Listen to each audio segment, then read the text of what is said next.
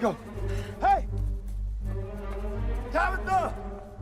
Jay! La saison 4 de From est maintenant terminée, et on peut dire que dès le début, la série avait semé les graines de ce final de saison. Tu vas m'écouter très attentivement. Tu vas l'aimer, cette histoire, c'est garanti. Bagarre, duel, torture, vengeance, géant, monstre, poursuite, évasion, grand amour, miracle.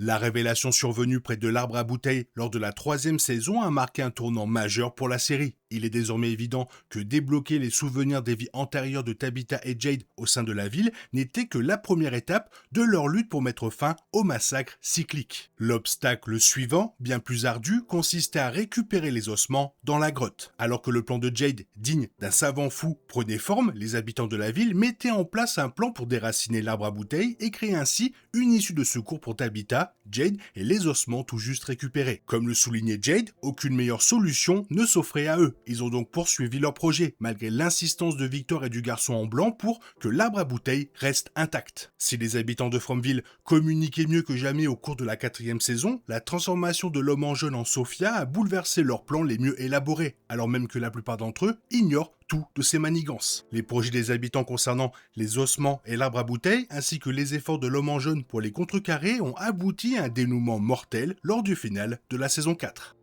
Une fois l'arbre à bouteilles abattu, les plans des habitants commencent à dérailler. En un instant, le jour fit place à la nuit et les tunnels furent secoués par un tremblement de terre. Ce bouleversement créa une nouvelle ouverture permettant à Tabitha et Jade de progresser, tandis que le groupe restant en surface se retrouvait soudain vulnérable face aux monstres. Au milieu de ce chaos total, Smiley jeta son dévolu sur Fatima, qui se trouvait à l'hôpital avec Marielle. Après s'être introduit dans l'hôpital, Smiley attaque Marielle. Satisfait du résultat, le monstre épargne Fatima, la laissant seule avec Marielle, qui perdait énormément de sang. Malgré tous les efforts de Christy, Marielle mourut après des adieux déchirants, laissant Christy anéantie par le chagrin. Pendant ce temps, Sophia avait enfermé Elgin et Clara dans le restaurant après que Elgin eut découvert une vieille photo de Sophia, réalisant par la même occasion que l'homme en jaune pouvait prendre l'apparence d'habitants décédés. Comme Elgin refusait d'obéir à Sophia, elle le tua. Ce fut une fin appropriée pour Elgin qui, après avoir été induit en erreur par la femme au kimono, avait fini par comprendre qu'il ne fallait pas écouter les forces maléfiques de la ville. Alors que le chaos et le carnage faisaient rage en surface, Jade et Tabitha se retrouvèrent piégés dans les tunnels. Ils furent secourus par Boyd, Fatima et Ellis, mais se heurtèrent rapidement aux monstres. Fatima pressa le groupe de partir, affirmant pouvoir leur faire gagner du temps. Puis ses mains s'allongèrent pour devenir des griffes. Son visage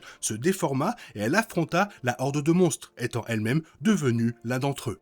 Il convient toutefois de noter que Fatima a conservé sa personnalité et son esprit jusqu'à la toute fin. Physiquement, elle est devenue un monstre, mais son comportement, ses émotions et ses allégeances demeurent profondément humains, l'indistinguant ainsi des autres monstres. Avant d'affronter ces derniers, elle a demandé à Ellis de se souvenir d'elle, telle qu'elle était. La série a déjà confirmé que l'origine des monstres découle d'un sombre pacte selon lequel le sacrifice de leurs enfants leur conférait l'immortalité. Bien que liée à une naissance, la situation de Fatima diffère. Sa transformation fut lente, purement physique et a eu lieu totalement contre son gré. Son sort apparaît comme l'une des conséquences les plus tragiques des sombres pouvoirs rituels qui régissent le village.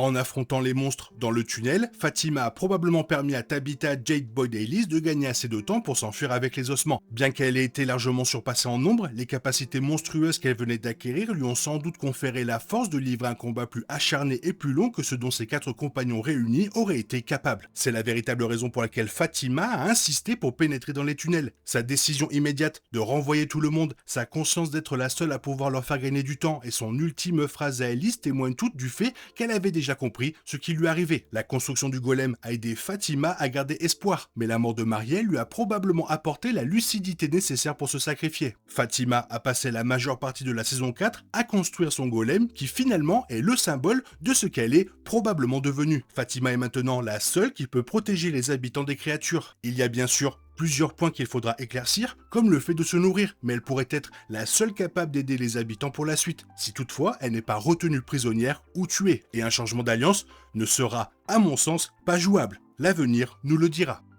Dans les derniers instants de l'épisode, le garçon en blanc a annoncé à Sophia qu'elle allait perdre cette fois-ci, soulignant que Tabitha et Jade avaient réussi à récupérer les ossements. Nullement découragée, Sophia lui a joyeusement fait remarquer que, malgré tout, l'arbre à bouteilles a disparu. Le fait que cette nouvelle réjouisse l'homme en jaune implique nécessairement qu'elle est de mauvais augure pour les habitants de la ville. En effet, la perte de l'arbre à bouteilles a déclenché une série d'événements inédits. L'obscurité soudaine en plein jour, le tremblement de terre et la violente tempête d'éclairs rouges semblent tous directement liés à la chute de l'arbre. Par ailleurs, les pouvoirs de Sophia ont semblé décuplés, voire illimités, après la disparition de l'arbre. On peut même soutenir que la mort de Elgin découle de la chute de l'arbre à bouteilles. Les méthodes détournées qu'emploie Sophia pour contrecarrer les projets des habitants, comme solliciter l'aide d'autrui, couper l'échelle de corde ou jouer sur le plan psychologique plutôt que physique, donnent à penser que l'homme en jaune ne pouvait agir que dans une certaine mesure par lui-même pour infléchir le comportement de la population. Surtout si l'on considère que le garçon en blanc, maintenant que nous savons qu'il est contre l'homme en jaune, tenait à le maintenir debout, il semble que l'arbre à bouteilles ait pu constituer le contrepoids aux forces maléfiques de From.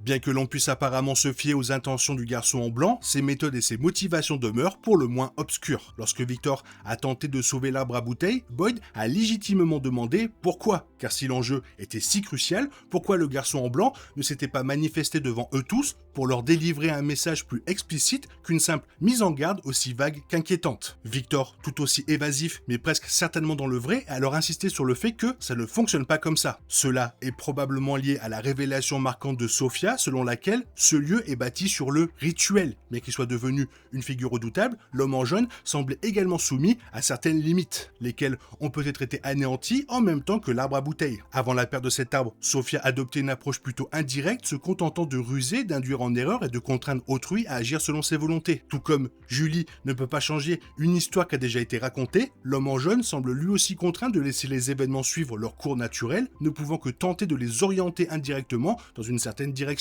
Il est logique de penser que le garçon en blanc est soumis aux mêmes limites, ne pouvant dire qu'une certaine quantité à certaines personnes à des moments précis. Mais reste à savoir ce que le garçon en blanc a à gagner de la victoire des habitants. Ce qui est sûr, c'est que le garçon en blanc semble être une entité bienveillante qui a guidé les habitants et tout particulièrement Victor lorsqu'il s'est retrouvé totalement seul à Fromville. D'autres théories suggèrent que l'hallucination de Boyd mettant en scène son défunt ami, le père Catry, serait en réalité une manifestation du garçon en blanc tentant d'orienter le shérif. Il s'agit donc d'une thématique bien contre mal, bien plus direct et traditionnel, ce qui n'est pas un défaut en soi. From s'est avant tout attaché à explorer des thèmes plus profonds concernant le poids et les tentations du bien et du mal, tant pour l'individu que pour la communauté. L'instauration de figures mythiques incarnant ces deux pôles n'altère en rien la complexité de ces thèmes, pour peu que les personnages soient confrontés à des choix difficiles entre ces deux forces.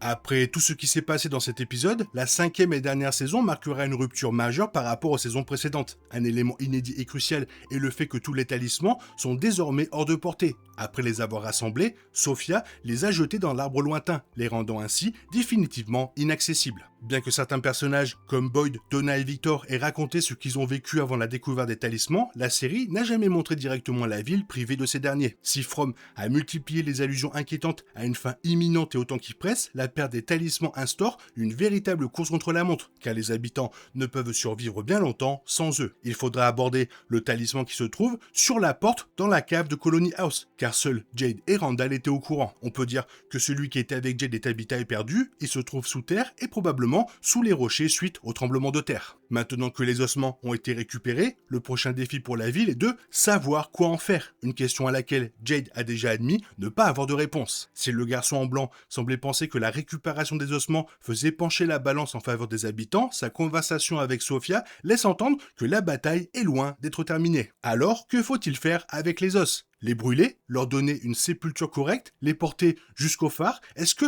le lac des larmes évoqué par Ethan depuis le début de la série est important? Cette dernière piste est l'une des plus intéressantes. Dans la saison 4, Jim, revenu sous une forme étrange, a demandé à Ethan de trouver le lac des larmes. Si les enfants sont des âmes prisonnières, les os pourraient devoir être associés à un rite funéraire, à un lieu précis ou à un geste capable de les libérer. Le final insiste aussi sur l'idée que les rituels ne dépendent pas seulement de ce que l'on fait, mais de la manière dont on le fait. Sophia l'avait dit à Clara, dans un rituel, le comment compte autant que le quoi. Jade et Tabitha ont les os, mais ils ne connaissent pas encore la procédure. C'est sans doute l'un des plus grands enjeux de la saison 5. Les survivants ont enfin la clé sans centrale du puzzle, mais s'ils l'utilisent mal, ils peuvent libérer quelque chose de pire ou condamner définitivement leur seule chance de sortir. En somme, les enjeux ont considérablement grimpé à l'approche de la saison 5. La ville devra assembler les dernières pièces du puzzle tout en luttant à la fois contre les monstres et contre les dissensions internes qui menacent de la détruire de l'intérieur et de relancer le cycle.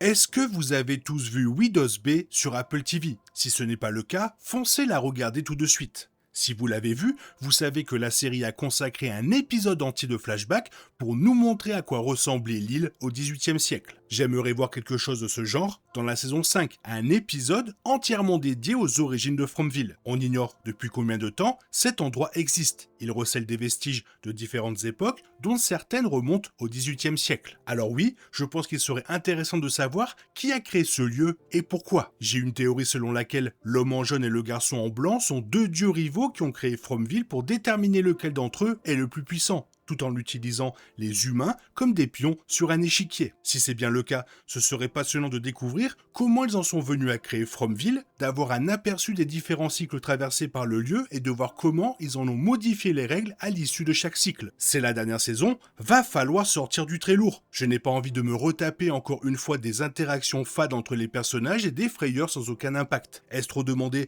que d'avoir quelque chose qui ne ressemble pas, sur le fond comme sur la forme, à ce que la série nous sert depuis 4 saisons? Si on en apprend davantage sur les ossements, pourquoi avait-il été enterré à l'origine? Pourquoi les enfants ont-ils été sacrifiés? Pourquoi continue-t-il d'apparaître à Tabitha et à elle seule? J'espère que la saison 5 apportera des éclaircissements à ce sujet. Je sais que cela peut sembler aller de soi pour la série, mais étant donné l'habitude qu'ont les scénaristes d'abandonner brusquement certains éléments de l'intrigue, il me semble important de souligner la nécessité d'en apprendre davantage sur ces ossements. Et peut-être que d'en apprendre davantage nous donnera la solution. En parlant d'intrigues secondaires abandonnées en cours de route, qu'est-il advenu du story walking? Julie et Randall ont passé énormément de temps à chercher comment envoyer la jeune femme à travers les différents chapitres du récit de Fromville. Au cours de ces tentatives, Julie a été attaquée par l'une des créatures et a failli être capturée par l'homme en jaune. Dans le premier épisode de la saison 4, une version future de Julie a apparemment interagi avec Jim pour tenter de le sauver d'une mort causée par l'homme en jaune, mais elle a échoué, prouvant ainsi, en quelque sorte, que cette pratique ne permettait pas aux voyageurs de modifier le cours du récit. Si Julie et Randall ont fini par abandonner cette piste après ce constat, je me demande tout de même si le story walking ne constituerait pas une solution viable à certains des problèmes auxquels les personnages sont confrontés à Fromville. Concernant la photo qui a causé la mort de Elgin, certains fans ont émis l'hypothèse que l'on peut y apercevoir Julie, debout, juste à côté de Sophia. On ignore quand cette photo a été prise, mais elle date manifestement d'avant l'arrivée fortuite des Matthews à Fromville. Si Julie apparaît sur une photo, cela signifie qu'elle y était physiquement présente. La série a prévu de résoudre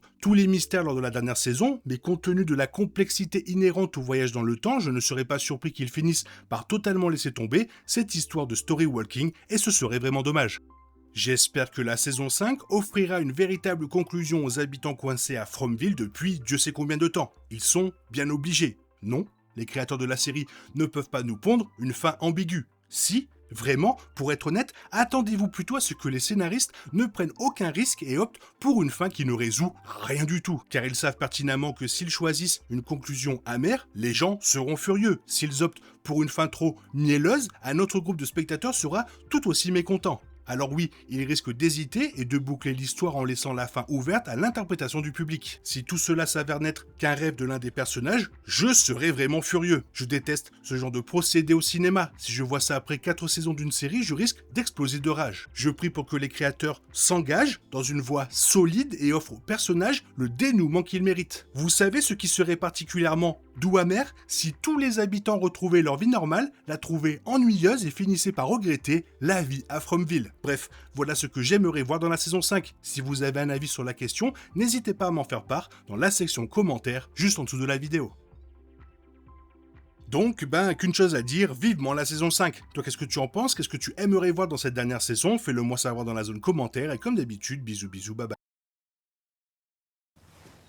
T'es toujours là, toi? C'est fini. Rentre chez toi. Allez, dehors. Naï, naï, naï.